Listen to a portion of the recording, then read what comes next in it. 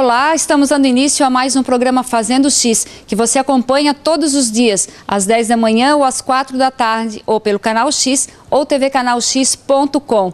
E vamos levar para vocês hoje dicas de lazer. Podemos dizer assim, porque um passeio num belo espaço como esse em que nós estamos é uma grande dica de lazer e um passeio belíssimo. Nós estamos no Museu Arquidiocesano Dom Joaquim, também conhecido como Museu de Azambuja. E vamos conversar com o administrador aqui do museu, o Marcelo Goulart. Tudo bem, Marcelo? Tudo bem. Eu gostaria de saber do Marcelo, primeiramente, como o nome é Museu Arquidiocesano Dom Joaquim. Mas esse nome é um pouco, não tão recente, mas lá atrás, quando tudo começou. Como se chamava e por quê e quem iniciou a história do museu aqui de Azambuja? O prédio do museu aqui ele foi construído para funcionar como hospital, mais tarde passou a funcionar como seminário menor, transferido de Florianópolis para cá pelo arcebispo Dom Joaquim Domingues de Oliveira. E em Itajaí morava uma família de um comerciante que o apelido dele era Joca Brandão. E um dos filhos da família veio estudar aqui no seminário e em troca das despesas, essa família tinha uma coleção, uma espécie de sala de curiosidades. Antigamente, os pequenos museus chamavam-se gabinetes de curiosidade. Então, eles doaram essa coleção particular do senhor Joca Brandão para o seminário de Azambuja. Aqui ficou esse gabinete com o nome de Museu Joca Brandão, que era uma das condições colocadas pela família em contrato. E daí iniciou-se a primeira coleção, o primeiro museu aqui dentro do seminário de Azambuja. É curioso observar que essa primeira coleção, esse primeiro momento, ele não estava aberto ao público. Ele era mais uma espécie de sala prática para os seminaristas dos seus estudos, né? Então, durante a década de 40, foi sendo acrescentado a essa coleção coleções de artefatos indígenas doados por padres de outras regiões. O próprio padre Raulino, que foi o grande mentor aqui da criação do Museu de Azambuja e também era um grande professor aqui no seminário, ele doou coleções particulares dele, como coleção de mineralogia, de etnologia, várias coisas que foram extremamente significativas para enriquecer esse acervo e que marcam ele eternamente como o grande pilar aqui do Museu de Azambuja, né? O padre Raulino que inaugurou, ele que ajudou a criar essa comissão na véspera, no ano em que se ia comemorar o primeiro centenário de Brusque. Então foi organizada essa comissão, já existia essa pequena coleção particular, mas também muita coisa foi angariada no ano em que o museu foi fundado, em 3 de agosto de 1960, em função desse trabalho, que até junto com a Prefeitura Municipal de Brusque na época, então foi feita uma comissão, o pessoal saiu por aí divulgando e pegando essas peças para o museu. Nos outros anos decorrentes à inauguração de 1960 também foram trazidas outras peças? Sendo doadas, com certeza. E o que enriqueceu de forma extremamente significativa a coleção e o acervo do nosso museu. E também o que é muito significativo aqui no museu é a parte de arte sacra. É isso que é bastante forte, significativa, não só na nossa cidade, mas parece que na região toda é um dos maiores acervos. É isso, Marcelo? Pelo pouco conhecimento que eu tenho, o que acontece? O acervo aqui de arte sacra é um andar inteiro só de arte sacra. Predominantemente, as obras de arte sacras aqui, elas são de arte popular, feitas por colonos italianos. Então, em 1875 houve a grande leva, a saída dos italianos que imigraram para o Brasil, chegaram aqui, pelo menos a turma que veio aqui para a nossa região, chegaram em Desterro, antiga Florianópolis, depois vieram para Itajaí e através dos rios vieram chegar aqui em Brusque. Na época em que os primeiros imigrantes chegaram aqui no Vale de Azambuja, que eram 9 famílias de colonos italianos, isso foi em 1876 já, Aqui eles já eram devotos da Nossa Senhora de Caravaggio. Essa devoção desses colonos italianos é que fez florescer, por exemplo, o Santuário de Zambuja. Então, uma pequena capela com a imagem que eles trouxeram de lá. Exato. E é óbvio que não apenas os italianos, mas os poloneses, os alemães, tinham uma religiosidade muito forte, e em função dessa religiosidade a gente vê os monumentos históricos e toda a força da religiosidade no estado de Santa Catarina. E com relação às obras de arte sacra, na época em que eles vieram para cá, em 1876, chegaram aqui, tudo isso aqui era mato. Então não tinha essas lojinhas de artigo religioso como nós temos hoje, em que o pessoal vai lá, compra uma imagenzinha. Qualquer coisa que eles tivessem que fazer, capela, móvel, tinha que talhar tudo na árvore. E isso era complicado, não era fácil. E se quisessem fazer uma imagem de um santo, teriam que fazer talhado ou de barro, né?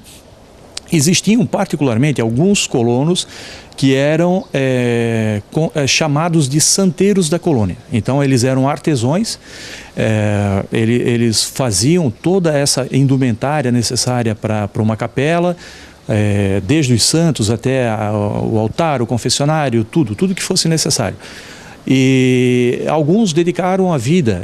Nós temos alguns exemplos aqui no nosso museu, o Cesare Zanluca, Ângelo Cataneu, Ângelo Moro. E foram pessoas que fizeram imagens para várias igrejas aqui de Santa Catarina, e praticamente quase todas as obras aqui em exposição no museu, que são de obras de arte sacra popular, elas tiveram em igrejas de Santa Catarina. Então, na década de 50, houve um fato que chamou a atenção do padre Raulino, porque ele vivia nos matos fazendo pesquisa, ele era botânico. Então ele mapeou todas as plantas de Santa Catarina e descobriu algumas que levam o nome dele. Então, nesse interim em que ele estava fazendo pesquisas botânicas, ele sempre visitava as igrejas de cada cidade que ele passava. E ele começou a observar que muitas imagens feitas por esses colonos estavam começando a ser jogadas em sacristias, em depósitos, e ele, temendo que essas obras viessem a se perder, ele pediu autorização ao arcebispo Dom Joaquim. Com a autorização dele, já na década de 50, ele passou recolhendo essas obras para trazer para esse museuzinho particular que tinha aqui no museu, no Seminário de Zambuja, e ele foi guardando para preservar a história religiosa de Santa Catarina. Então, aqui no Museu de Zambuja, nós temos duas coleções particulares de arte religiosa: arte barroca e arte popular. Arte popular feita por colonos italianos. Segundo a pesquisa do padre Raulino Reitz, essas obras barrocas que ele observou aqui em Santa Catarina geralmente eram encomendadas por padres, por escultores alemães. A arte barroca, ela é uma arte acadêmica. Quem faz uma obra de arte barroca estudou numa escola de arte. Ela é uma característica de um período da história da arte acadêmica. Então, o que tu vai observar nessas obras de arte? Bastante sentimento, expressão do sentimento de tristeza, ou bastante movimento nas roupas, anjos, tu vai ver sempre bastante anjos, e isso é o que a gente vê nas obras de arte aqui. Ao contrário, e uma significativa simetria na proporção da cabeça, tentando imitar a proporção natural do ser humano. Então a cabeça proporcional à mão, aos troncos, membros. E já vai ser diferente na arte popular. Por quê? Porque o colono italiano, ele não estudou em escola de arte. Então tu vai ver uma assimetria com relação às proporções do corpo. Tu vai ter a cabeça às vezes menor. Desproporcional. Isso, menor, desproporcional ao corpo, ou a cabeça muito grande e o corpo pequeno, né? Então essa desproporcionalidade. E com essa informação histórica, com essa informação um pouquinho mais técnica, a pessoa que vem visitar o museu, ela enxerga essa beleza no contexto histórico. Porque se tu passar só de batida, sem observar o contexto histórico, sem observar o valor, a importância dessas obras de arte, tu olha, tu vê uma pecinha ali, velhinha, tu não vai dar o valor, não vai ter consciência do que isso representa. O significado dessa obra. O pessoal que vem aqui insiste em me infernizar inferniza em perguntar, na tua opinião, qual é a obra mais importante, qual é a peça mais importante do museu? Todas elas são importantes. Todas elas, porque todas elas têm valor inestimável, todas elas contam a história de Santa Catarina. Eu estava comentando ainda há pouco que os 3 andares eles se complementam. Se complementam porque nós temos ali embaixo no térreo, na coleção de História Natural, animais empalhados, que estão aqui há 50 anos já. Esses animais empalhados, 95% deles são da fauna aqui de Brusque. Eram animais que viviam aqui quando os primeiros imigrantes chegaram. Então, ali embaixo nós temos a coleção de geologia, etnologia, arqueologia, que falam dos povos primitivos aqui de Santa Catarina, os povos do Sambaqui. Temos a sala de História da Ciência com vários utensílios que eram utilizados pelos alunos aqui no Laboratório de Ciências, aqui no Seminário de Azambuja. Então, retornando ali aos animais empalhados, muitos dos colonos, assim como os índios que viviam aqui, se alimentavam desses bichos que viviam aqui em Brusque, como a anta, por exemplo. A anta, o porco do mato. Então nós temos esses animais em exposição ali embaixo. Aqui no primeiro piso em cima nós temos o andar de arte sacra, que fala da história da religiosidade desses imigrantes que vieram da Europa para cá no final do século XIX, e o andar de cima que fala da história específica desses imigrantes, que mostra a indústria têxtil, como eles produziam as suas roupas, os utensílios e armamentos indígenas. Esses utensílios e armas indígenas que nós temos ali eram dos índios que viviam aqui nas florestas na época, no início do século XX, quando houve a grande captura, que eles foram levados ali para a reserva Duque de Caxias, em Ibirama. Nós temos a Casa do Imigrante, a Capela do Imigrante, com utensílios, móveis, ferramentas dos primeiros moradores aqui de Brusque. Então,